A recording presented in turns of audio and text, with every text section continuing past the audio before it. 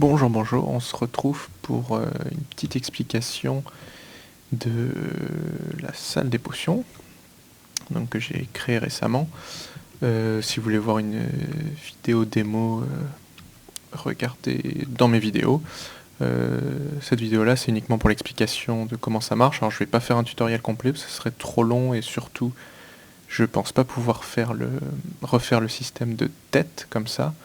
Donc c'est difficile de parler en même temps et ce serait pas très très intéressant. Par contre, je vais vous montrer les différentes étapes de construction et expliquer les différents circuits. Le principe c'est simple, hein, vous choisissez la potion de base et ensuite vous choisissez les adjuvants, je sais pas trop comment on peut appeler ça, mais ce qui permet de booster, donc soit en durée pour la redstone, soit en efficacité pour la glowstone. Et vous pouvez choisir ou non d'en faire une splash potion. Il n'y a plus qu'à appuyer ici. Alors c'est basé pour le design, c'est basé sur la salle des potions d'Eto. J'ai repris des éléments de la 1.2 pour l'affichage du sélecteur, c'est plus sympa que les torches. Et ensuite, je me suis inspiré, donc pour le sélecteur c'est statique 777, et le principe de mettre qu'un dispenser par ressources et de faire tirer les dispenseurs plusieurs fois via une horloge, c'était par Hazelnut, je crois. Donc vous avez sûrement vu la première version de la salle des potions qui est passée dans les Demon Stuff de Minecraft.fr. C'était un premier shoot que j'avais fait assez rapidement et pas optimisé du tout, hein. Mon but c'était que ça marche. Et donc ça faisait grosso modo 24 x 26 x 19 je crois, niveau de taille, et je l'ai réduit à ça qui fait du 17 x 17 x 16, donc c'est un ratio, je l'ai réduit de 30% facile, même un peu plus, donc là ça commence vraiment à être compact. Je pense pas pouvoir le réduire plus, de toute façon pour la largeur je suis limité par les sélecteurs, je peux pas les réduire plus.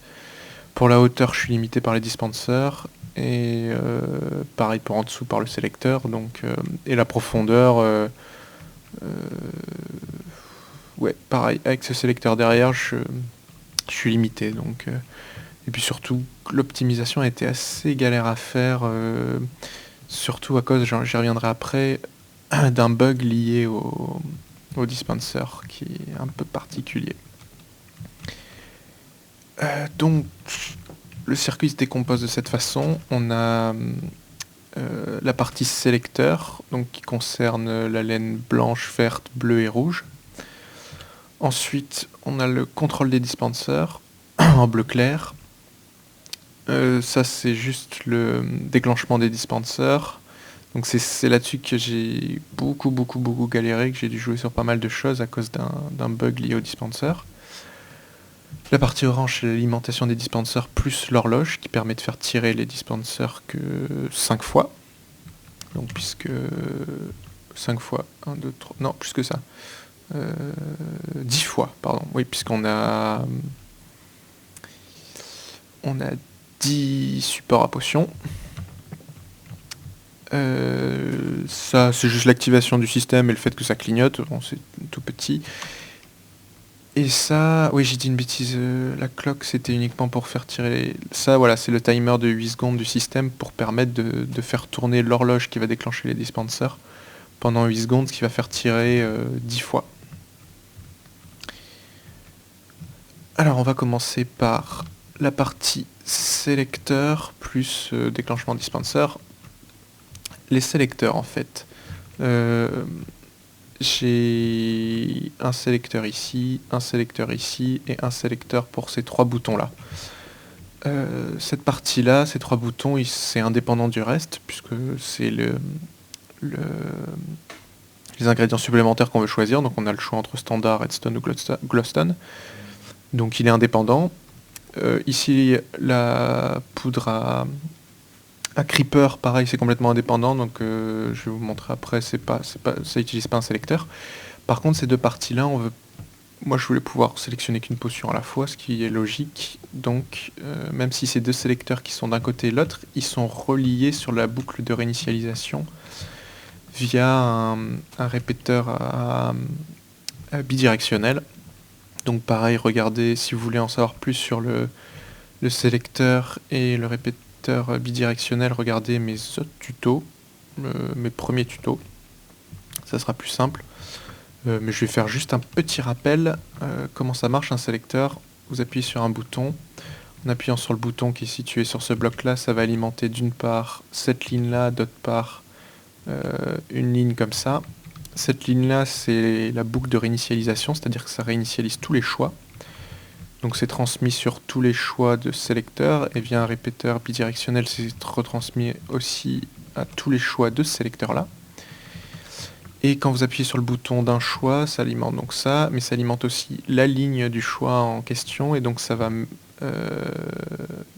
mettre à 1 une mémoire, que cette ligne-là reset, mais ça met à 1 une mémoire, et donc là typiquement, c'est la potion de healing que j'ai choisie, donc c'est cette mémoire qui est sur on. Voilà, le sélecteur de derrière, donc c'est cette branche-là et ces deux branches-là, donc il y a un trou au milieu, mais c'est pas grave, ça n'a pas d'impact. Et pour la poudre à canon, c'est tout simplement un des flip-flop. Tout simple, hein. Donc on appuie un coup, ça active, on appuie un autre coup, ça le désactive. Et la partie bleue, c'est l'affichage. Donc j'ai mes redstone lampes qui sont ici. Et je récupère ici. Donc je vais passer de l'autre côté parce qu'il y en a un qui est activé. Ici c'est mes mémoires, c'est inversé, hein. Les mémoires sont ici en fait, donc ici c'est inversé, donc ça re-inverse ici. Et donc c'est notre premier choix, la potion de healing. Ça alimente ce bloc là qui alimente la redstone lampe tout simplement. Et pareil pour la gunpowder, via le T-flip-flop, ça remonte ici. Et il arrête pas de pleuvoir, c'est un peu chiant. Ça remonte ici, et avec une torche, on éclaire. Ensuite, donc ça c'est pour la partie repeater, hein. Sélecteur, pardon. Et ensuite, on a l'alimentation des dispensers. Et là, alors, j'ai utilisé des torches, je expliquerai pourquoi après, c'est un peu particulier. Pour faire simple, c'est juste les dispensers sont empilés de cette façon-là pour être dans le même tube. Voilà, pour que quand ça tire, ben, ça tombe à travers l'eau et on récolte en dessous. C'est la façon la plus compacte. Ils sont empilés les uns sur les autres et on les alimente donc à travers, pour ceux du bas, le bloc du dessous. Pour ceux du milieu, c'est un bloc. Celui-là est considéré encore comme du milieu, donc c'est un autre bloc, mais je le fais en latéral pour pouvoir passer sur les deux. Et les blocs du haut, je le fais via le bloc d'au-dessus. Donc on le voit pas, mais il y a un dispenser en dessous de celui-là. Tiens, d'ailleurs c'est problématique, j'avais pas pensé à ça, mais... Ouais, faudrait que je vire... Faudrait que je fasse autrement. Parce que je viens de faire le truc, parce que celui-là, on risque de pas pouvoir l'alimenter.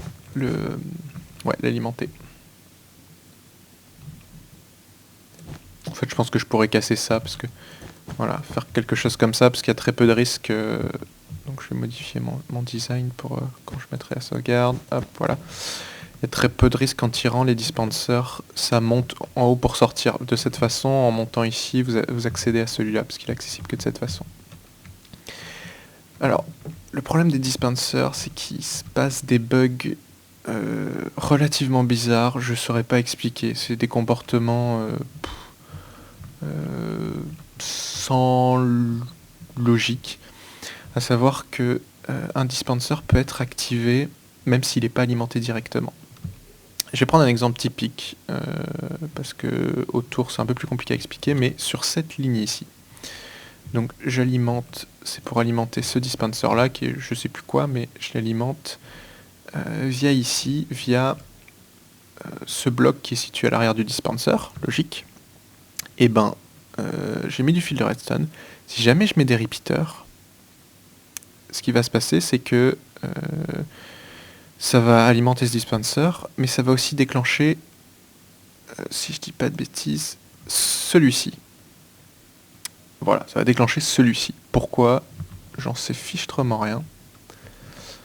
Avec un fil, ça passe.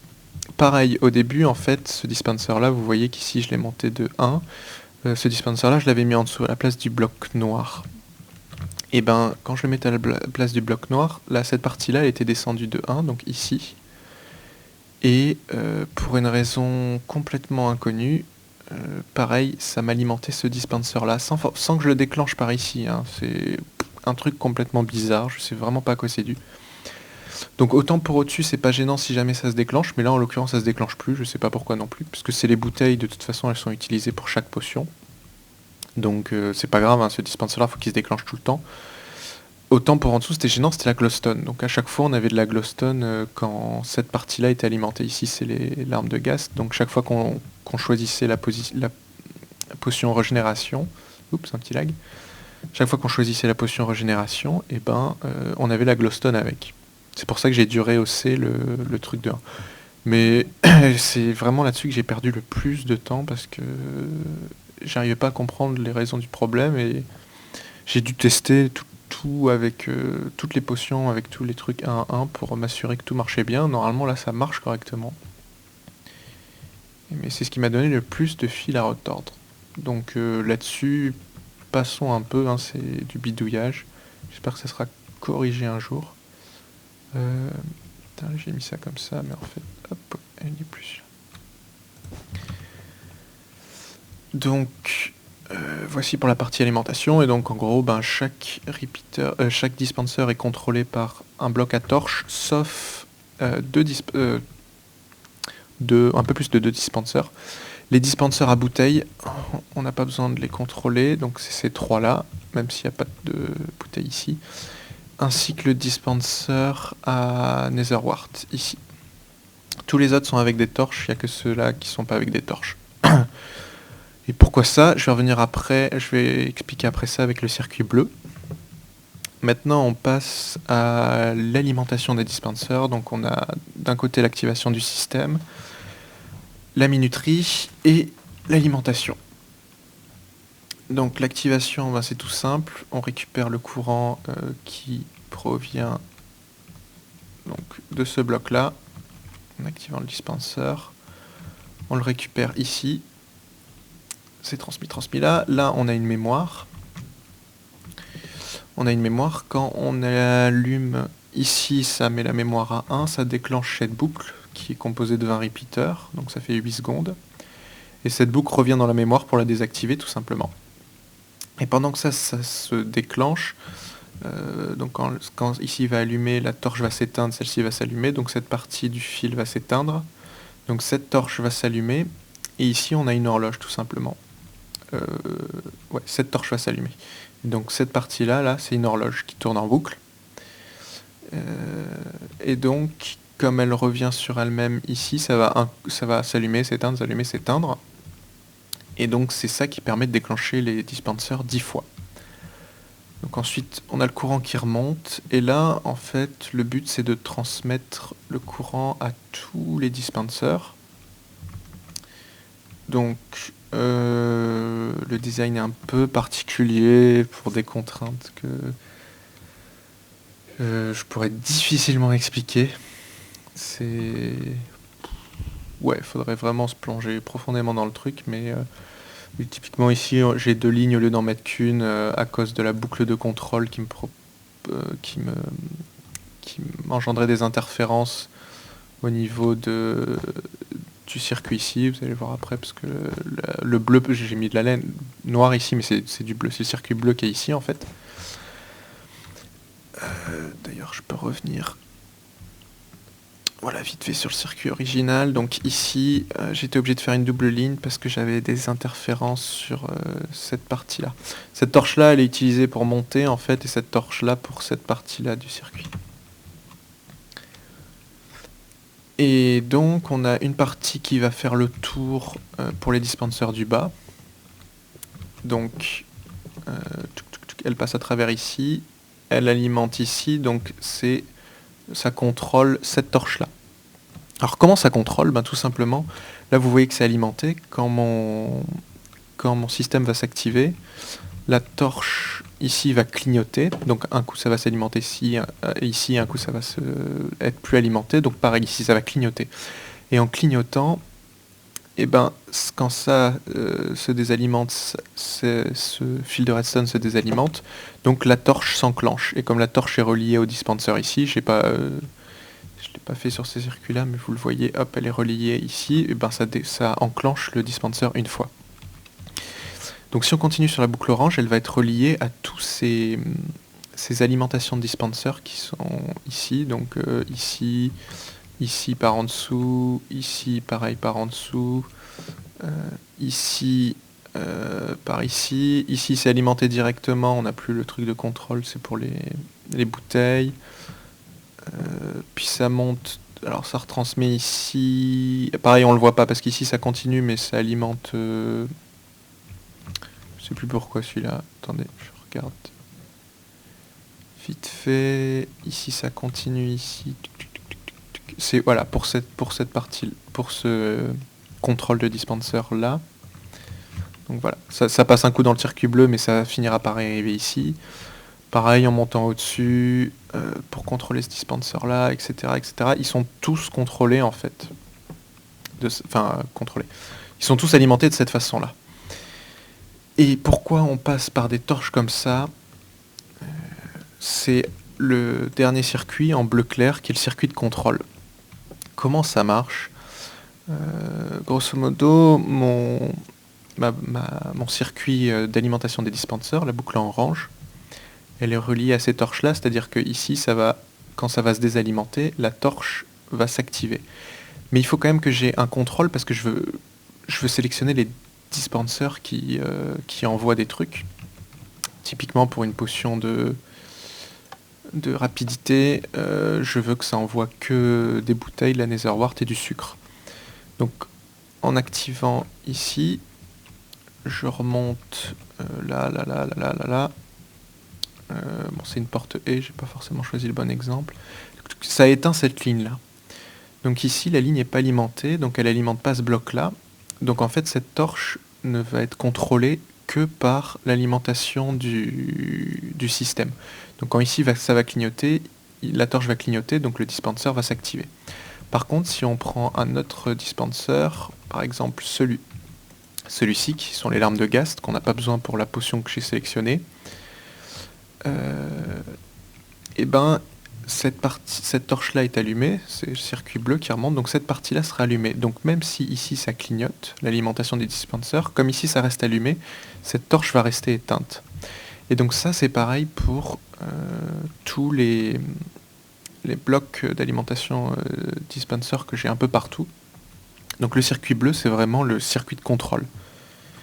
C'est ça qui dit, qui bloque le dispenser sur un état... Enfin, c'est ça qui verrouille les dispensers, si je peux appeler ça comme ça. Alors que le circuit de Orange, en fait, il ne fait que les verrouiller constamment, sauf quand on active le système où il est... dans ce cas-là, il déverrouille, verrouille, donc ça active les dispensers. Et donc le circuit bleu, ben, c'est que de la liaison en fait par rapport aux potions. C'est-à-dire que...